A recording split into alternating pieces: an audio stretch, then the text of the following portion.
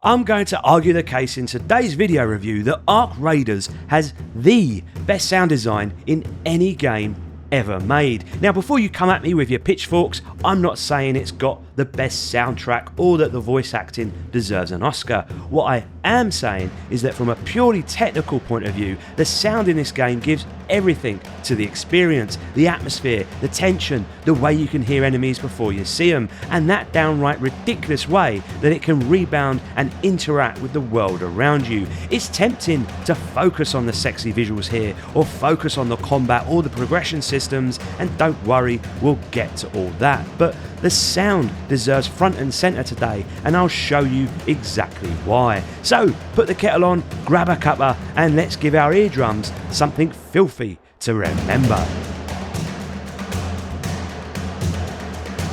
Ark Raiders then is an always online extraction shooter where you can go it solo or team up with your mates as you loot the wasteland for scraps. You'll run into these ChatGPT from hell machines called Arks, big mechanical bastards that make the end of days look like a school field trip. On top of that, you've got other players running about doing the same thing. Whether they leave you be or go full American mode and light you up from 200 yards away when your back is turned, well, that's down to the general decency of humankind, so don't expect much. Each match ends in a mad scramble for extraction where everyone's legging it to the same evac points, arcs and players colliding in one big beautiful mess full of bullets and panic. It's tense, it's chaotic and absolutely thrilling when you actually pull it off with the loot intact. So here's why the sound is so bloody incredible. Every single effect here is tied to a specific interaction.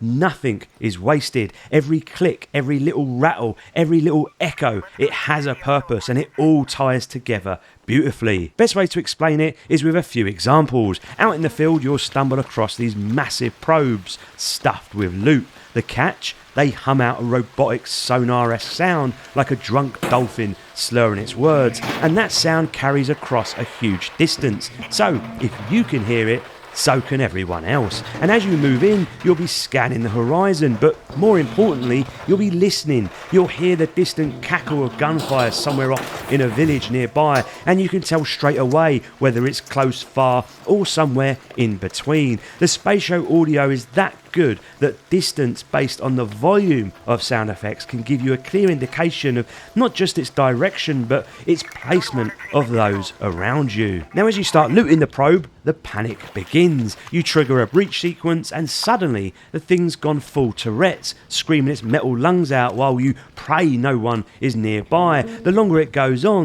the more brown stuff enters your pants, and that is when the Ark robots start converging in, drawn in by the probe's distress call. And there you are, panicking, waiting for your character to yank the last bit of loot out before you leg it behind a rock, sweating and clutching your new materials like they're your own child. It maybe lasts 2 minutes, but it's exhilarating stuff, and the sound is what gives it this character. Then comes the extraction, where just a handful of locations are scattered across the 5 maps on offer, and fear not, they have a great roadmap with plenty more to come, which is good because right now I can't deny that the feeling of repetitiveness is creeping into my little skin, albeit the maps are delightfully handcrafted here. So back to that extraction then, and here you're going to need to go to a console either in an underground station or near an elevator, and man alive does that thing echo out loud with a Helen Mirren-esque voice sending a big fuck off announcement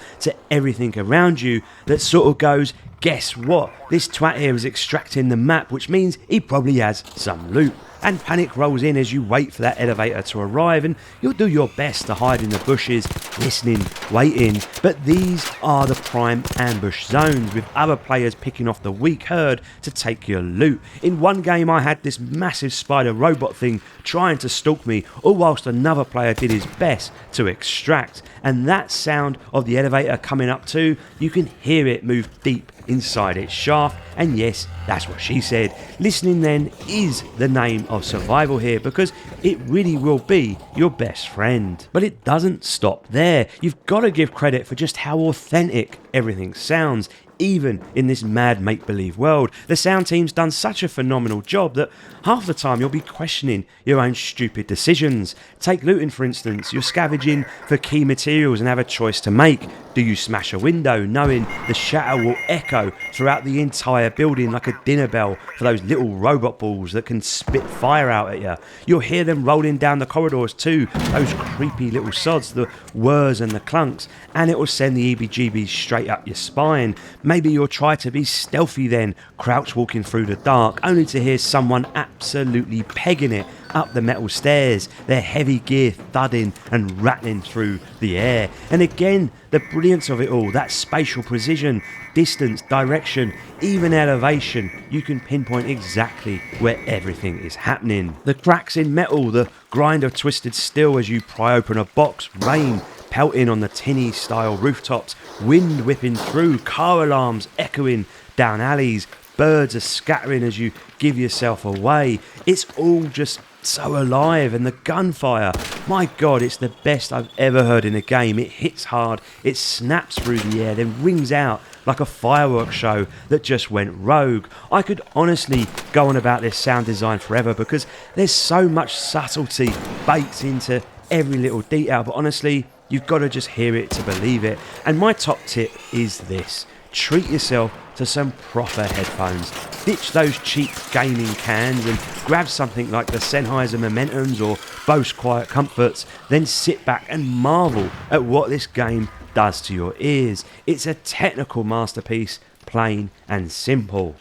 So enough about the sound, let's get into the nitty gritty and where Ark Raiders starts to wobble a bit. First up we have the looting. You've got your usual colour coded tiers and it's just as addictive as any other looter shooter. You'll hoard whatever you can before extraction, juggling limited inventory space while trying to decide what's worth keeping and what's fit for the bin. Back at your hub, all that junk becomes crafting fodder. New weapons, shields, upgraded workbenches, each with their own tiers. You even get this little KFC chicken bloke that scurries about fetching you materials while you're away. A lovely touch that keeps resources trickling in. But here's the problem. The loot table is a complete dog's dinner. You've got consumables, recyclables, trinkets, crafting parts, ammo, weapons, and a half dozen random categories in between. After a while, it turns into an absolute shit show. You're sat there like bloody Rain Man trying to figure out what's what. You'll spend just as much time sorting inventory than actually playing, and half of it is meaningless busy work. Trying to tell what's junk and what's rare feels like you need a degree in bullshit. I've honestly had Tinder date matches that were easier to sort out than this inventory system. I really hope then that they tidy this up. Even something as simple as a multi-filter system would do the trick. Like, let me tag items I know are only for recycling that I know can't be used for crafting. Instead, you've got to scroll through the category circus every time, praying you don't accidentally bin something important. As for combat, it is superb. The guns hit hard and feel proper punchy, every shot with a weight behind it. Blasting one of those Ark robots gives this lovely feedback loop.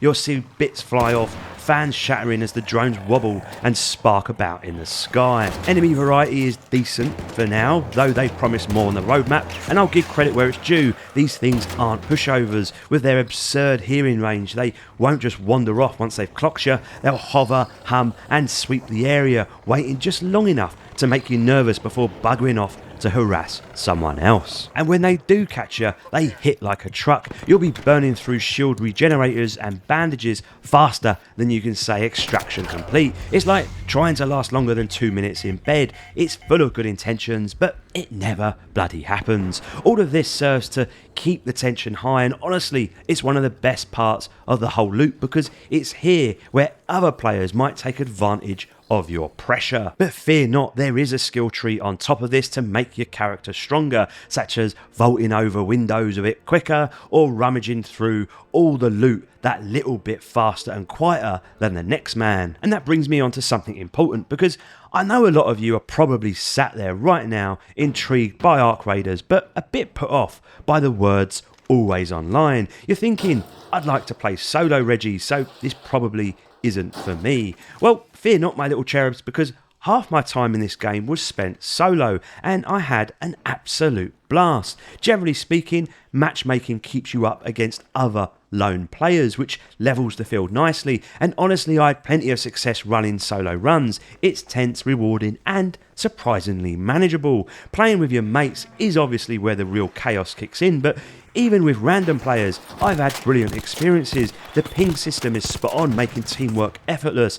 Everyone actually helps each other for once. Now sure, most people out there are still shoot on sight lunatics as if straight out of the American police system, full of distrust and itchy trigger fingers, but when you do get dropped by another team, it never feels cheap. It's exhilarating, that mix of risk, tension and fair play lads energy that makes extraction shooters so addictive. You can't opt out of PvP entirely, no, but honestly, give it a go. Even if you're a solo player, there's so much fun to be had here. It's one of those rare games where even losing your gear still leaves you grinning like a maniac. And if you are grinning and enjoying this one, do me a solid, hit that like button, drop a comment and maybe even join the channel as a member. It helps keeps the teapot hot, the lights on and my therapist in steady work. Now the final part of this gameplay that I want to explain is actually a tricky one to pin down, but it is what makes Ark Raiders so special. It's a game built entirely around moments. Everything feels like a mini cinematic set piece. Nothing's ever predictable because the ebb and flow of each match constantly shifts. I've had times where I thought I was safe in an elevator. Doors are closing, I'm breathing out and then bang, I'm ambushed before I could even blink. There was one match where me and another bloke shot each other at exactly the same time, both downed, both crawled in, and somehow we ended up limping to the elevator together, dragging our sorry asses inside to extract like two wounded heroes. I've been obliterated by Ark robots in spots I swore were safe. I've had those same robots expose other players, giving me the cheekiest of kills. Every encounter, whether it's an NPC or another player, feels like it could go either way. Victory never feels certain, even when the odds are stacked in your favour, and that's what keeps you hooked for that one last go, where matches can be as quick as 5-minute loot runs and thrills to a full-blown 25-minute explore and discover extraction. Graphically, Ark Raiders is top-notch. I always remind myself with these always online games that netcode and optimization comes first, so I'm usually willing to let the visuals slide just a little bit to keep things running smooth, but this is a great looking game regardless. Now I'm rocking a 5090 at 4K epic settings, but even so, it still feels properly optimised because not once did I hit a dodgy micro stutter or any of that laggy nonsense that usually plagues online shooters. It really is smooth as butter. The maps themselves are varied and brilliantly structured, full of these Riley Reid-esque choke points that will leave you sweating bullets, and there's always just enough cover to get where you need to go. The scenery can be downright stunning at times, sun shafts piercing through the tree line as you overlook lush green valleys, or those barren desert stretches littered with half-buried Ark robots. It is gorgeous stuff. The texture work is bang on too. Metal looks metallic, glass feels fragile, concrete's got proper weight to it, and the draw distance, it never drops below what you'd expect, even with all that detail loaded in. This is a world then that's clearly fallen on hard times, and the environmental design sells that perfectly. Desolate, fractured and somehow still beautiful. I particularly love the physics when you blast a robot's weak point and it starts thrashing about like a drunk at closing time. Lighting and shadows play a massive role as well, giving you that bit of cloak and cover to move stealthily through danger zones. No, it's not the best looking game ever made, of course, but for an always online shooter, it is bloody cracking. So there you have it, ladies and gents, Ark Raiders, a game that, truth be told, I had no idea was coming my way. I bought it on a whim too, as it seemed a decent price, and I get it's not perfect. Sure, managing the loot is a bloody nightmare, the maps will begin to feel a bit repetitive and the enemies a bit easier in the latter part of the game, and you can't ever get away from the fact that players will sometimes just murder you for no reason other than a bit of banter. But by God people, this is S-tier levels of gaming because what it delivers is just moment after moment of pure brilliance that gives you a whole remit of emotions from fear, panic and then pure elation as you make it out alive. But the secret sauce in all of this is that glorious sound design. It ties absolutely everything together to make this world come alive. It gives you the cues to survive, it gives you the cues to kill, it just gives you those feels that are so hard